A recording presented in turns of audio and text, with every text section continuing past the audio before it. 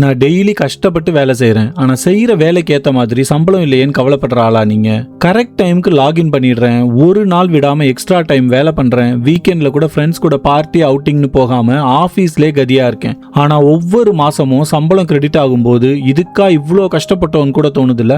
நம்ம கஷ்டம்லாம் நமக்கு தான் தெரியும், ஆனால் சிஸ்டத்துக்கு நீங்கள் ஒரு ரிசோர்ஸ், அவ்வளோதான். எக்ஸ்பெக்டேஷனை விட ஓவர் டெலிவர் பண்ணாலும் அதை பற்றி எங்கேயும் பேசாமல் சைலண்டாகவே இருந்தீங்கன்னா உங்கள் க்ரோத்தை நீங்களே தள்ளி போடுறீங்கன்னு தான் அர்த்தம். நான் என்ன பேசணும், நான் ஏன் பேசணும்? அதான் நான் செய்யற வேலை ரிப்போர்ட் ஆகுதுல்ல, அதை பாக்குற மேனேஜ்மெண்ட்டுக்கு தெரியாதா நான் எவ்வளவு கஷ்டப்பட்டு வேலை செய்யறேன்னு?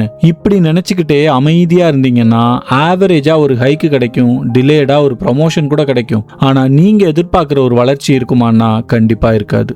நீங்க ஆசைப்படுற மாதிரி சூப்பரா ஒரு growth வேணும்னா நீங்க செய்யற வேலையை ப்ரமோட் பண்ணிட்டே இருக்கணும். உங்க ப்ராஜெக்ட்ல நீங்க இம்ப்ளிமெண்ட் பண்ணி சக்சஸ் ஆன பெஸ்ட் பிராக்டிஸை பத்தி உங்க மேனேஜர்ஸ்க்கும் லீடர்ஸ்க்கும் ஒரு பிரசன்டேஷன் கொடுங்க. மற்ற ப்ராஜெக்ட்ஸ்லயும் அதை இம்ப்ளிமெண்ட் பண்ணா கிடைக்கிற பாசிட்டிவ் சைடு பத்தி பேசுங்க. இதெல்லாம் நீங்க தொடர்ந்து பண்ணும்போது உங்க வளர்ச்சியில மட்டும் இல்ல, கம்பெனியோட வளர்ச்சியிலையும் நீங்க ஆர்வமா இருக்கீங்கிறது அவங்களுக்கு புரியும். அந்த புரிதல் உங்களை அடுத்த கட்டத்துக்கு கூட்டிட்டு போகும். நீங்க சைலண்டாவே இருந்தீங்கன்னா அது உங்க growth-ஐ வைலண்டா பாதிக்கும். அதே நேரத்துல விசிபிலிட்டி தான் ஆப்பர்ச்சுனிட்டியை உருவாக்கும். நீங்க ஒரு நல்ல ப்ராடக்ட் வச்சிருக்கீங்கன்னா நீங்க தான் அதை கூவி கூவி விற்கணும், உங்களுக்காக யாரும் அதை செய்ய மாட்டாங்க. இந்த சூழ்நிலையில நீங்களே ஒரு நல்ல ப்ராடக்டா இருக்கும்போது என்ன செய்யணும்னு இப்போ உங்களுக்கு கிளியரா தெரிஞ்சிருக்கும்னு நம்புறேன். ஆசைப்படுற ஒரு நல்ல வாழ்க்கைய சந்தோஷமா வாழ்றது நம்ம உரிமை.